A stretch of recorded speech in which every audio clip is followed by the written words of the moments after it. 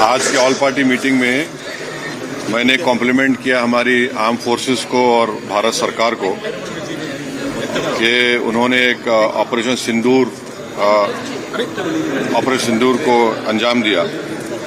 میں نے اپنی بات میں یہ کہا کہ ایک انٹرنیشنل کیمپین ہم کو چلانا چاہیے ٹی آر ایف کے خلاف، اور خاص طور سے سیکورٹی کونسل اس کو ڈیزگنیٹ کرے، اور ہم کو یونائٹڈ اسٹیٹس آف امریکہ کو یہ بتانا ہے کہ وہ اپنے ہی ملک میں اس کو فارن ٹیررسٹ آرگنائزیشن ڈیزگنیٹ کرے.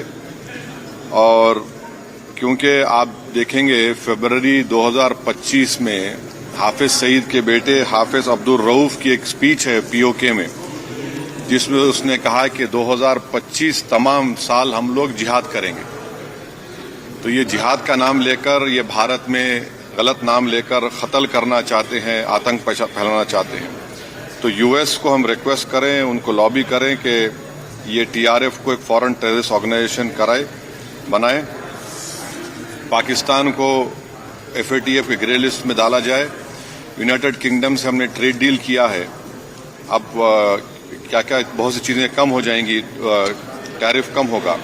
تو ہم یو کے گورنمنٹ سے کہیں کہ وہ بھی ٹی آر ایف کو بین کریں، اور یو کے ٹریجری پاکستان کو سینکشن کرے.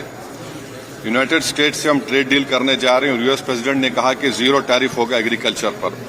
تو یہ مور دا ریزن ہے کہ ہم یو ایس بھی اس کو قبول کرے. اب کشمیر میں گورنمنٹ کے پاس ایک بہت سنہرا موقع ہے، تاریخی موقع ہے کہ وہ یقیناً پاکستان کو کنفرنٹ کریں، مگر کشمیریوں کو اڈاپٹ کریں. آپ کشمیریوں کو قریب کریں.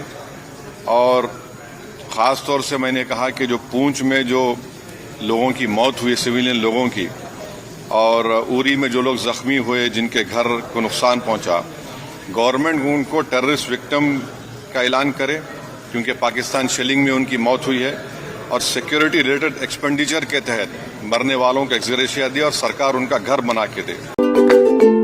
Every child's success story starts here, like a multifaceted diamond.